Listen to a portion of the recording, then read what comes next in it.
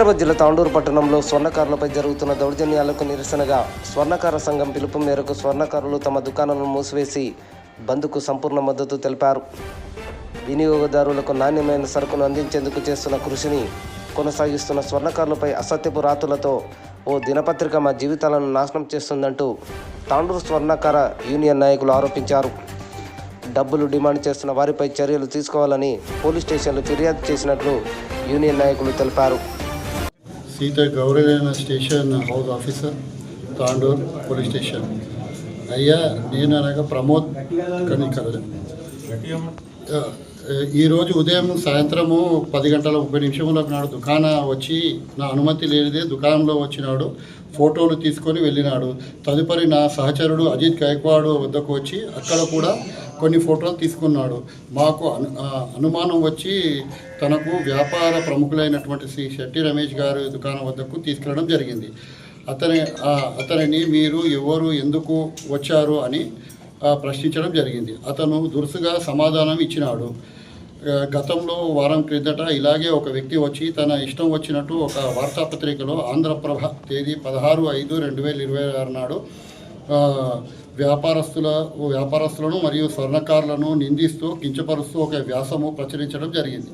తదుపరి మాకు తెలిసిన విషయము ఏమనగా గత వారం ప్రచురించిన గత వారం వచ్చిన వ్యక్తి ప్రస్తుతం వచ్చిన వ్యక్తి ఒక్కరేనని గమనించడం జరిగింది. గత వారం వ్యాసం ప్రచురించిన తర్వాత మా దగ్గరకు వచ్చిన పత్రిక ఎక్కువగా గత వారము వ్యాసము ప్రచురించిన తర్వాత మా దగ్గరకు వచ్చిన పక్కకు తీసుకెళ్ళి వచ్చిన వ్యక్తి 5 లక్షల రూపాయలు, అక్షరాలు 5 లక్షలు డిమాండ్ చేయడం జరిగింది.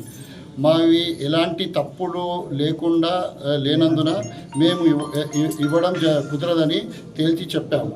అతను వెళ్తూ ఈ విషయం ప్రతి వారం పత్రికలో తప్పకుండా వ్యాసం ప్రచురిస్తామని బెదిరిస్తూ పోలీస్ స్టేషన్ కంప్లైంట్ చేస్తాం, బెదిరిస్తూ నిందిస్తూ వెళ్ళడం జరిగింది.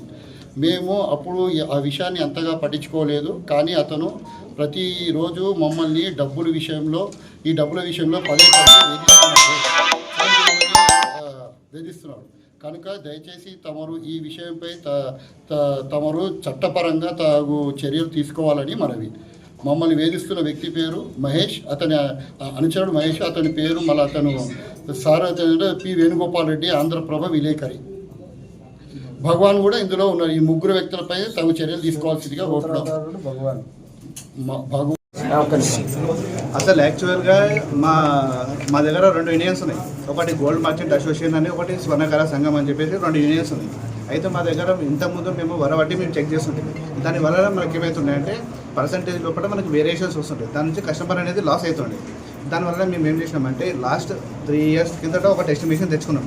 అయితే ఒకటే టెస్టింగ్ మిషన్ ఉంటే ఏమైనా తప్పులు జరగవచ్చు అని చెప్పేసి ఇంకో మిషన్ కూడా తెప్పించుకున్నాం. అంటే మళ్ళీ రీచెక్ చేసుకోవడానికి. దాని నుంచి ఏమంటే కస్టమర్ లాభం పొందడానికి మాత్రమే, కానీ వాళ్ళకి ఎలాంటి మోసం చేయాలని అనుకోలేదు.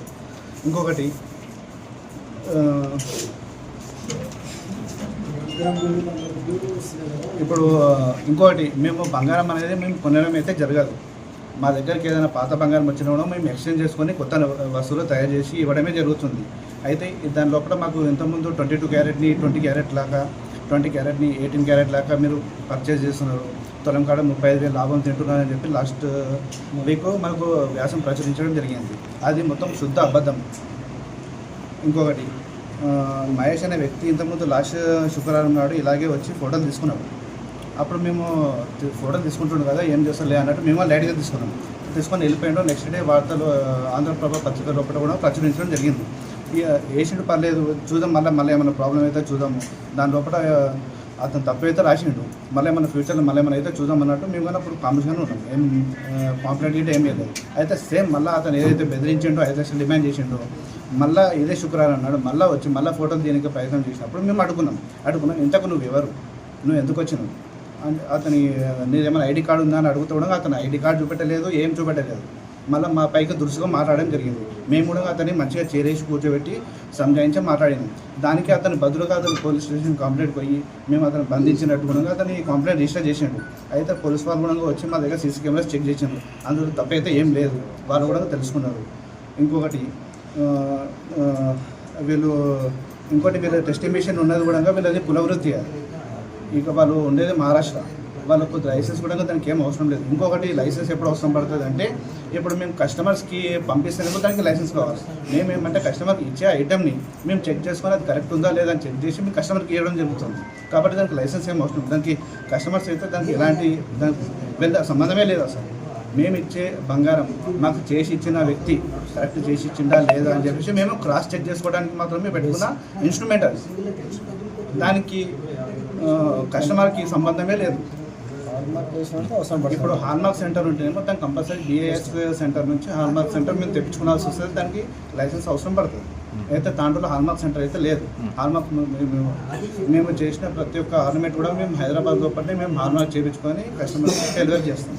అదే గోల్డ్ హాల్ మార్క్ కూడా వేస్తున్నారు అని చెప్పి ఇంటికి ఉండే గోల్డ్ పైన హాల్ మార్క్ కూడా వేస్తున్నారు మీరు అని చెప్పి అధికారం లేదు. అది వేయడానికి రానే రాదు దానికి. ఎందుకంటే హెచ్ఓఐడి నెంబర్ ఉంటుంది కంపల్సరీ. అది లైసెన్స్ ఉన్నవాడు మాత్రమే వేస్తారు. ఎవరంటే వాళ్ళు వేయడానికి కుదరదు.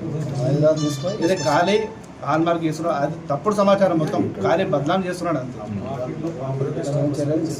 అది ఓన్లీ మేము కస్టమర్ ఇచ్చే ఐటమ్ని మేము రీచెక్ చేసుకోవడానికి మాత్రం పెట్టుకున్న ఐటమ్ మాత్రమే అది. ఇంకొకటి ఈ ఇన్స్ట్రుమెంట్ హైదరాబాద్ లోపల పోతే పెద్ద పెద్ద షోరూమ్లో ప్రతి ఒక్క షోరూమ్ లోపల కంపల్సరీ ఉంటుంది. అది ఒక 40-50 లక్షల ఇన్స్ట్రుమెంట్ అది. అది మేము బేర్ చేయలేము కాబట్టి అసోసియేషన్ నుంచి అందరం కలిసి పెట్టుకోవడం జరిగింది. అది ఓన్లీ ప్రాపర్ టెస్టింగ్ కోసం మాత్రమే. ఎందుకంటే మేము ఇచ్చే వస్తువు కస్టమర్కి సరి అయిన విధంగా చేరుతుందా లేదా అని. ఫైనల్గా మీ డిమాండ్ ఏంటంటే ఇప్పుడు మా పైన తప్పుడు ఆరోపణలు ఏ విధంగా చేసిండు, ఎలాగ చేసిండు, అతన్ని చేసిన దానికి ఏమైనా సాక్ష్యాలు ఉన్నాయా, అతను మేము ఏమైనా కస్టమర్స్కి ఎవరికైనా ఇచ్చినామా, రసీదులు ఇచ్చింది అది ఏమైనా ఉంటే చూపెట్టమనండి. లేకుంటే చర్యలు తీసుకోమనండి. ఆధారాలు లేనిది ఇష్టం వచ్చినట్టు జర్నలిజంని మిస్యూజ్ చేసుకుంటే దాంట్లో ఎంతవరకు సమాజం. ఇప్పుడు ఇంతకుముందు తెలిసింది ఎస్పీ దగ్గర కూడా వెళ్తున్నారు అన్నాక కారణం ఎందుకంటే ఇప్పుడు మాకు ఇది దాంట్లో లోపల 2 సంస్థల మీద పెద్ద ఎత్తున దౌర్జన్యం జరుగుతుంది. ఇలా ఇంతకుముందు కూడా చాలామంది మీద జరిగింది అని చెప్పేసి మాకు తెలిసింది.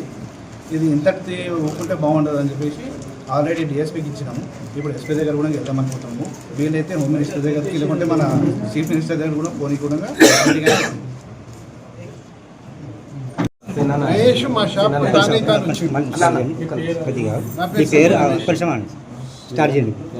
మహేష్ తానైతాన్ మా షాప్కి వచ్చిండు. నా పేరు సిట్టి రమేష్.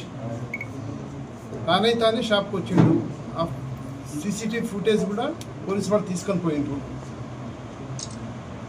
వచ్చినాక నేను ఒకటే అడిగిన, ఎందుకోసం ఇట్లా చేస్తున్నావు?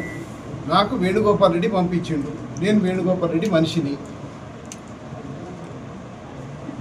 ఫోన్లో మాట్లాడి వేణుగోపాల్ రెడ్డి తన ఫోన్ నుంచి వేణుగోపాల్ రెడ్డితో మాట్లాడిపించిండు. వేణుగోపాల్ రెడ్డి అడిగిన, ఇట్లా బ్లాక్మెయిల్ ఎంతమందికి చేస్తావు నువ్వు?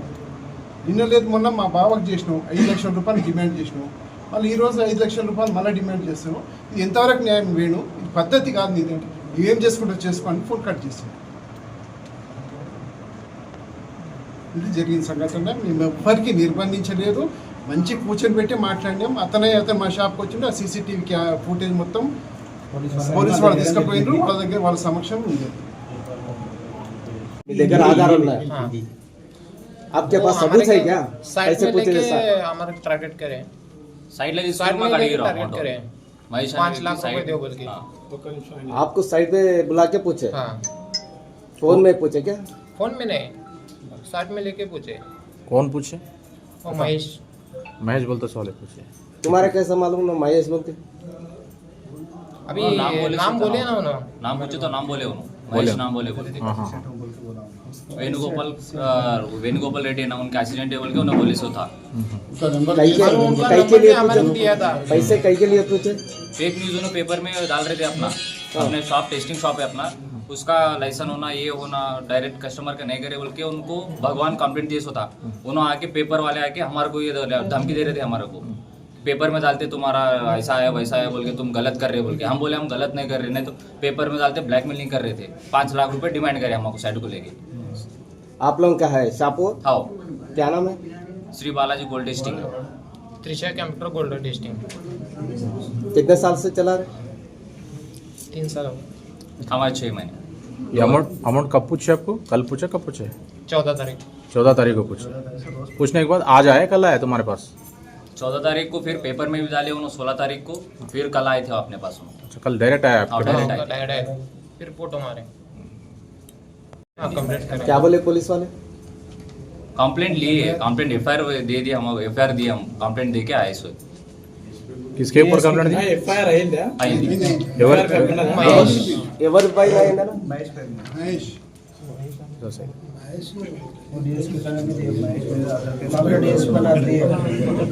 గోపాల వేణుగోపాల్